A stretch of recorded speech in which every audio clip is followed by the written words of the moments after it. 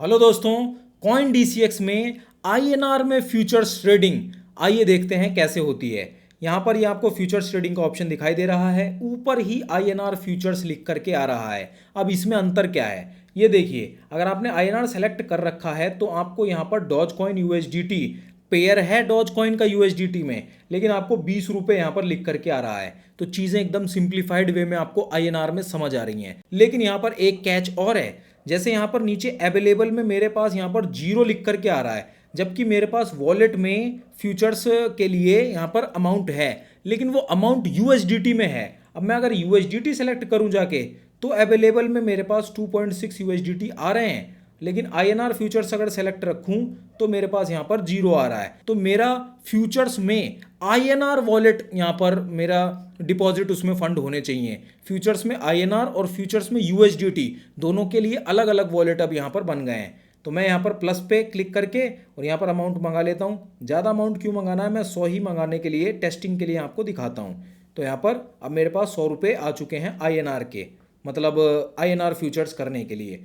फिर अगर हम यहाँ पर देखते हैं तो यहाँ पर आपको लेवरेज दिखाई देता है। लेवरेज का काम क्या होता है कि अगर मेरे पास यहाँ पर अमाउंट देने के लिए कम है, क्योंकि यहाँ पर मैंने सिर्फ 100 रुपये लिए हैं, तो अगर मेरे पास अमाउंट यहाँ पर कम है, क्योंकि यहाँ पर जैसे मैं क्लिक करने जाऊँ तो मिनिमम 570 लेने पड़ेंगे, मेरे पास तो 100 ही हैं यहाँ पर, 570 कैसे।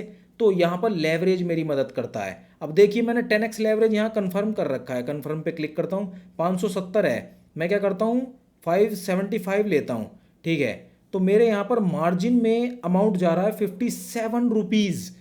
मार्जिन का मतलब ही होता है वो अमाउंट जो मेरा कट जाएगा। 100 रुपये में से मेरे 57 रुपये यहाँ पर कट जाने वाले हैं, ठीक है।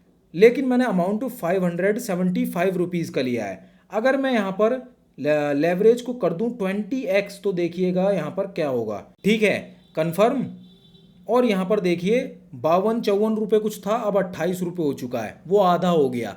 जैसे जैसे मैं यहाँ पर मार्जिन को बढ़ाता जाऊँगा, यहाँ पर जो अमाउंट मुझे देना है वो कम होता चला जाएगा। देखिए अब 13 रुपये रह गया है, ठीक है। तो ये बात आपको समझनी पड़ेगी यहाँ पर कि मार्जिन जो होगा वो लेवरेज से कितना ज़्यादा रिलेटिव होता है।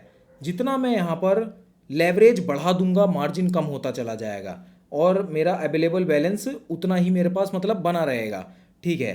तो लेवरेज का ये काम हो गया, मार्जिन का मैंने आपको बता ही दिया, ठीक है। अब अगर मैं ऑर्डर यहाँ पर लेने जाता हूँ बाय लॉन्ग का, तो क्या होगा कि ये ऑर्डर अभी एग्जीक्यूट हो जाएगा तुरंत, क्योंकि मार्केट यहाँ पर मैंने सेलेक्ट कर रखा है। तो इस तरीके से यहाँ पर चीज़ें काम करेंगी। अगर मैं बाय लॉन्ग पे क्लिक करके ऑर्डर मैंने यहाँ पर अब ले लिया, अब ये देखिए अगर मैं यहाँ पर यूएसडीटी में ऑर्डर वगैरह लेता तो मेरे यहाँ पर यूएसडीटी में मुझे प्रॉफिट या लॉस दिखाई दे रहा होता, लेकिन अब यहाँ पर मुझे आईएनआर में प्रॉफिट या लॉस दिखाई दे रहा है। जो मतलब साइज़ बना है मेरा, ऑर्डर का जो क्वांटिटी बनी है वो 571 रुपीज़ की बनी है, मार्जिन गए हैं 57 रुपीज़ के आसपास, 57.1।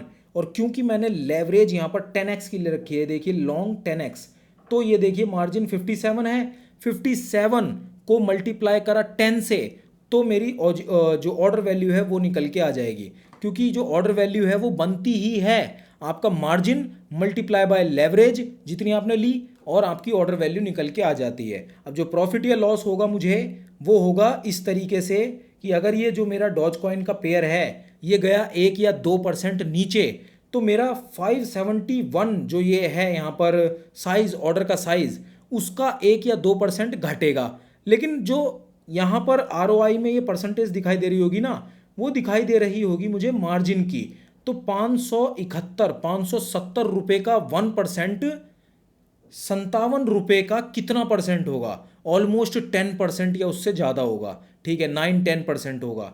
तो अगर ये कॉइन डॉज कॉइन का पेयर ये जो है ये 1 या 2% नीचे गया तो मुझे आरओआई में प्रॉफिट या लॉस 10 या 20% का दिखाई दे सकता है, ठीक है। क्योंकि इसका 57 रुपये का और इसका अंतर देखिए कितना है, 570 ये है, 570 ये है जो कि ऑर्डर वैल्यू है, और जो मार्जिन है वो $57 है। तो इसका 1%, क्योंकि अगर डॉज कॉइन 1% नीचे गया तो क्वांटिटी में ऑर्डर वैल्यू का 1% घटेगा, तो इसका 1% इसके कितने परसेंट के बराबर होगा, तो इसका जो वो बनेगा ना मार्जिन का परसेंटेज वाइज, वो मुझे यहाँ पर दिखाई देगा। कॉइन 1-2% नीचे गया, लॉस मुझे 10-20% का दिखाई दे सकता है।